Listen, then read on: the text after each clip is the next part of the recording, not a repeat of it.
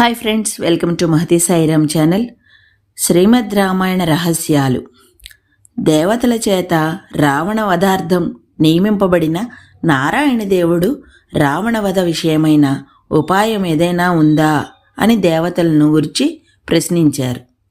అప్పుడు ఆ దేవతలు అవినాశి అయిన విష్ణువుని గురించి మానస సంబంధమైన శరీరాన్ని గ్రహించి యుద్ధంలో రావణ్ణి సంహరించు అని వేడుకున్నారు.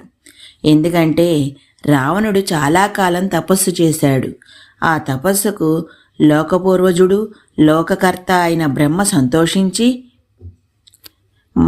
మనుష్యేతరములైన భూతముల నుండి భయం లేదని వరమిచ్చారు.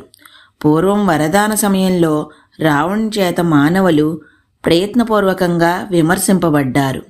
ఈ విషయాన్ని బ్రహ్మాదులు ఆ నారాయణుడికి తెలియజేశారు. ఆ దేవతల మాటలు విని ముల్లోకములు వ్యాపించగల తను దశరథుని తండ్రిగా నిర్ణయించుకున్నాడు.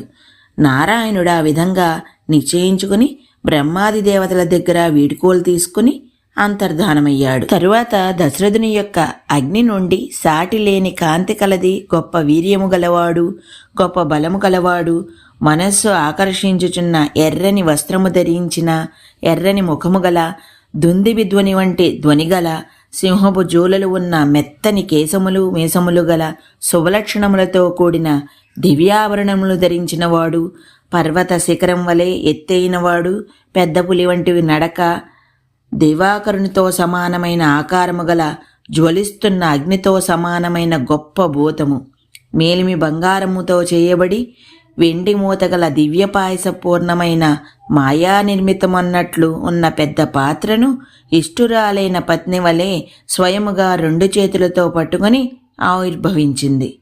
ఇక్కడ ఇతర పూర్వము ఎప్పుడూ చూడనటువంటి అద్భుతం ఆవిష్కరింపబడింది.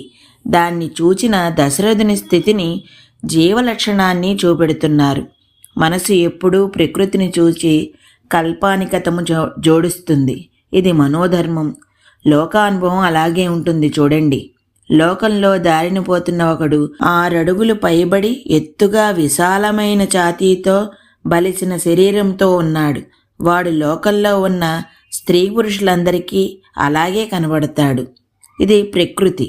ఇంతలో ఒక కన్యామణి వాడిని చూసింది.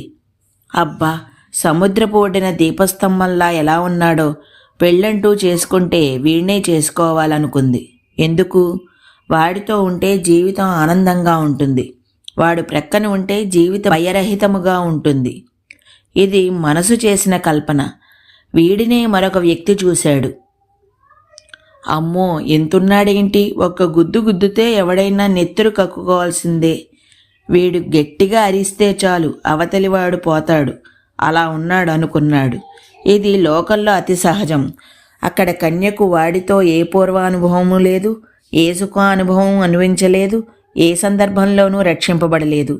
ఇక్కడ ఈ వ్యక్తి కూడా వాడి రూపాన్ని చూసి ఊహించి భయం పొందుతున్నాడు. ఇద్దరూ ఎవరి దారిన వాళ్ళు వెళ్ళిపోయారు. ఇక్కడ నిజానిజాలు చర్చ అనవసరం. ఇది మనోధర్మం. ఇలాగే ఉంటుంది. ప్రస్తుతం ఆవిర్భవించిన మహాభూతం అగ్ని నుండి వచ్చింది. సాటి లేని ప్రకాశంతో ఉంది. చక్కటి ఎర్రని వస్త్రములు ధరించింది. సింహపు జూలి వంటి జుట్టు ఉంది. చూడ్డానికి ఇంపుగా ఉన్నాడు. పర్వత శిఖరంలా ఉన్నతంగా ఉన్నాడు. బంగారంతో చేసిన పెద్ద పాత్ర పై వెండి పళ్ళెం మూతగా వేసి 2 చేతులతో పట్టుకుని ఎదురుగా నిల్చున్నాడు. ఇంతవరకు ఇంతే జరిగింది. అనూహ్యమైన అద్భుతమైన పరిణామాన్ని మనసు తన కల్పనను జోడిస్తోంది. ఉన్నదాన్ని ఉన్నట్లుగా గ్రహించటం మనసుకు ఇష్టం ఉండదు. ఆ రూపాన్ని చూసి వీడు చాలా పరాక్రమవంతుడు, గొప్ప బలవంతుడు, దుందుబి ధ్వని కలవాడు, వీడిది పెద్ద పులి నడక, ఇలా ఊహిస్తోంది.